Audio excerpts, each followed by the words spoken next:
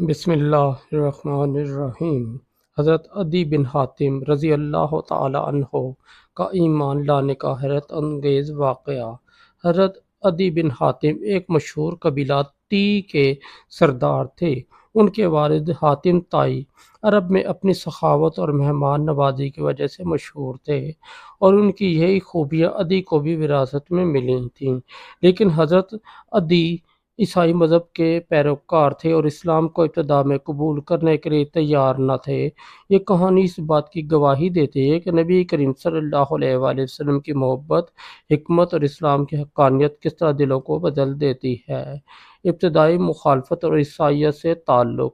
حضرت عدی ایک بااثر شخصیت تھے۔ ان کے پاس وافر دولت، عزت اور طاقت تھی۔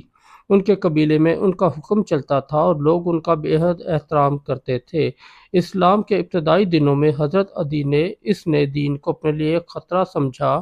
وہ سمجھتے تھے کہ اگر ان کے قبیلے کے لوگ اسلام قبول کر لیں گے تو ان کی سرداری خطرے میں پڑ جائے گی۔ اسلام کے مقبولیت سے خوفزدہ ہو کر حضرت عدی نے اپنے قبیلے کے کچھ لوگوں کے ساتھ لیا اور مدینہ سے دور رہنے کا فیصلہ کیا۔ انہوں نے شام کی طرف ہجرت کر لی تاکہ اسلام کی دعوت سے بچ سکیں۔ نبی کریم صلی اللہ علیہ وآلہ وسلم کے اخلاق کا پہلا تاثر۔ جب حضرت عدی شام میں مقیم تھے، ان کے قبیلے کے کچھ لوگ اسلام قبول کر چکے تھے۔ ان کے دل میں اسلام کے خلاف نفرت موجود تھی، لیکن وہ نبی کریم صلی اللہ علیہ وآلہ وسلم کے بارے میں جو سنتے وہ ہمیشہ مثبت ہوتا۔ ان کے قبیلے کی ایک خاتون جنہیں قیدی بنا کر مدینہ لایا گیا تھا، نے رسول اللہ صلی اللہ علیہ وآلہ وسلم سے ملاقات کی۔ نبی کریم نے ان کے ساتھ نہایت رحم دلی کا مظاہرہ کیا اور ان کی رہائی کا حکم دیا۔ یہ بات جب عدی تک پہنچی تو ان کے دل میں نبی کریم کے لیے نرم گوشہ پیدا ہوا، لیکن وہ ابھی بھی اپنے عقیدے پر قائم تھے۔ نبی کریم صلی اللہ علیہ وآلہ وسلم کے ساتھ ملاقات۔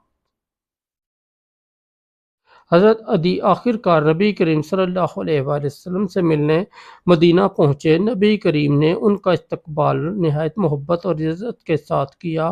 آپ نے ان کے ساتھ خصوصی طور پر گفتگو کی اور ان کے دل میں موجود شبہات کو حکمت کے ساتھ دور کیا۔ آپ صلی اللہ علیہ وآلہ وسلم نے حضرت عدی سے فرمایا: اے عدی، کیا تمہیں یہ بات پسند ہے کہ تمہیں دوسروں کا غلام کہا جائے؟ حضرت عدی نے فوراً جواب دیا: نہیں، بالکل نہیں۔ آپ صلی اللہ علیہ وآلہ وسلم نے فرمایا: تو پھر تم کیوں عیسائیت پر قائم ہو؟ اس کے بعد آپ صلی اللہ علیہ وآلہ وسلم نے ان کی زندگی کے حالات کو ان کے سامنے رکھا اور اسلام کی حقانیت کو ثابت کیا۔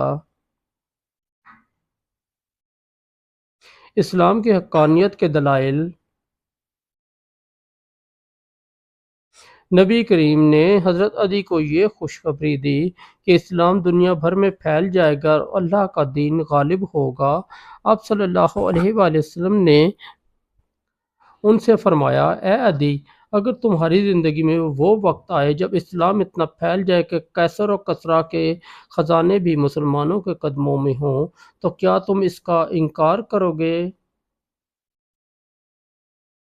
حضرت عدی حیران ہو گئے، کیونکہ اس وقت یہ بات ناممکن لگتی تھی، لیکن نبی کریم صلی اللہ علیہ وآلہ وسلم کی سچائی اور پیشن گوئیوں نے ان کے دل پر اثر کیا۔ اسلام قبول کرنے کا لمحہ۔ حضرت عدی نبی کریم صلی اللہ علیہ وآلہ وسلم کی باتوں سے اتنا متاثر ہوئے کہ وہ فوراً کلمہ پڑھ کر دائرہ اسلام میں داخل ہو گئے۔ ان کے اسلام قبول کرنے کے بعد نبی کریم نے ان کے کندھے پر ہاتھ رکھا اور فرمایا: اب تمہارا دل سکون پا چکا ہے، اے عدی۔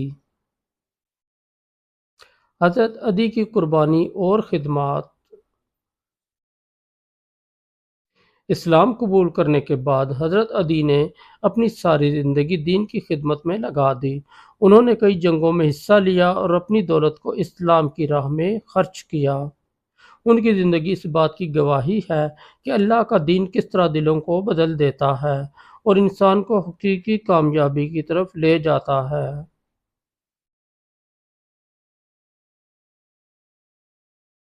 نتیجہ: حضرت عدی بن حاتم کی کہانی ہمیں یہ سبق دیتی ہے کہ اسلام کی حقانیت اور نبی کریم صلی اللہ علیہ وآلہ وسلم کی حکمت کس طرح دلوں کو بدل سکتی ہے۔ یہ کہانی ان لوگوں کے لیے ایک مثال ہے جو اپنے تعصبات کی وجہ سے حق کو تسلیم نہیں کرتے۔ دوستو، اگر آپ کو ہماری اسٹوری اچھی لگی تو ہمارے چینل کو سبسکرائب کر دیں اور اس ویڈیو کو لائک اور دوستوں کے ساتھ شیئر کر دیں۔ بہت شکریہ۔